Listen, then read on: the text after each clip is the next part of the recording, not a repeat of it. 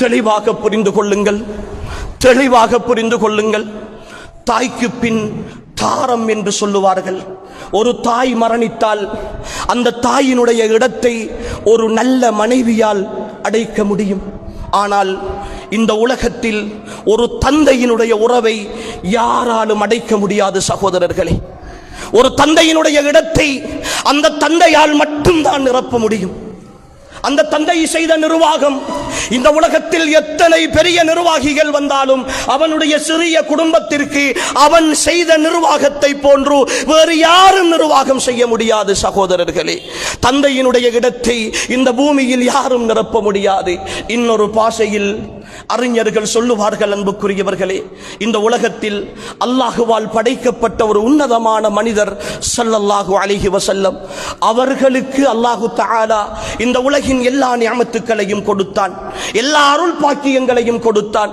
ஆனால் அல்லாஹுவின் தூதருக்கு கொடுக்காத ஒரு அருளை இந்த உலகத்தில் எனக்கும் உங்களுக்கும் அல்லாஹ் தந்திருக்கிறான். அன்புக்குரியவர்களே, தந்தையை பராமரிக்கிற அருள். தந்தையின் முகம் காணாமகத்தான் அல்லாஹுவின் தூதர் பிறந்தார்கள். அந்த பாக்கியம் அல்லாஹுவின் தூதருக்கு கூட கிடைக்கவில்லை. ஆனால் அந்த அருளை, அந்த பாக்கியத்தை, அந்த வாய்ப்பை என்னுடைய கண் முன்னே நடமாடுகின்ற சுவர்க்கமாக அல்லாஹ் தந்ததற்கு பிறகும் கூட அதை புறக்கணிக்கிறோமே, அதை எட்டி உதைக்கிறோமே. அன்புக்குரிய ஈமானிய உறவுகளே, நாம் கடுமையாக சிந்திக்க வேண்டும். நாம் மிக கடுமையாக இந்த விஷயத்தில் சிந்திக்க வேண்டும். தெளிவாக புரிந்து கொள்ளுங்கள் அன்புக்குரியவர்களே. இமாமுனா ஷாஃபிஈ ரஹிமஹுல்லாஹ் அவர்களிடத்தில் ஒரு மனிதர் வந்து கேட்கிறார், என்னுடைய தந்தை என்னோடு அடிக்கடி சின்ன சின்ன விஷயங்களுக்கெல்லாம் முரண்பட்டுக் கொள்கிறார், நான் அவரோடு முரண்பாடோடு சண்டை பிடித்துக் கொண்டு இருக்கலாமா என்று கேட்ட நேரம் இமாம் ஷாஃபிஈ ரஹிமஹுல்லாஹ் தந்தைக்கான உரிமையை எப்படி விளங்கி இருந்தார்கள் என்பதை பாருங்கள் அன்புக்குரியவர்களே. உன் தந்தையோடல்ல, உன் தந்தையோடல்ல, உன் தந்தை போடுகிற செருப்போடு கூட, உன் தந்தை அணிகிற பாதணிகளோடு கூட நீ முரண்பட்டு விடாதே என்று சொல்லி அனுப்புகிறார்கள் அந்த மனிதனுக்கு. தந்தைக்கு முன்னால் குரலை உசைத்து பேசுகிற,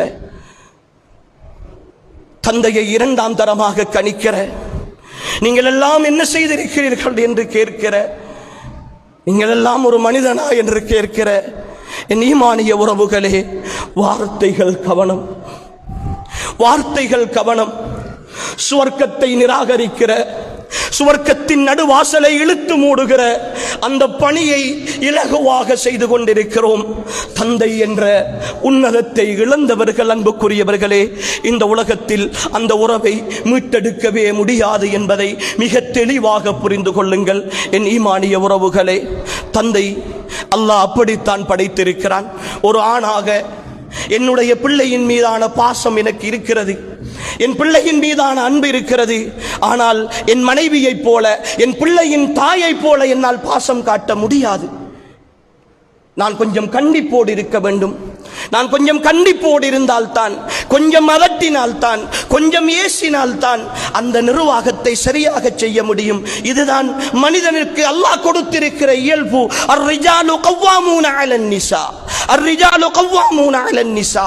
குடும்பத்தை நிர்வகிக்கிற பெண்களின் மீதான பொறுப்புதாரிகளாக அல்லாஹ் ஆண்களை நியமித்திருக்கிறான். அதனால் தான் எவ்வளவு கண்டிப்பான ஒரு தாயாக இருந்தால் கூட பிள்ளைகளை கண்டிக்கிற பொழுது அந்த தாய் சொல்லுவாள், கொஞ்சம் பொறு, வாப்பா வரட்டும் சொல்லிக் கொடுக்கிறேன் என்று சொல்லி பிள்ளையை பயமுறுத்துகிற தாய்மார்கள் இருக்கிறார்கள். அது இயல்பு அன்புக்குரியவர்களே.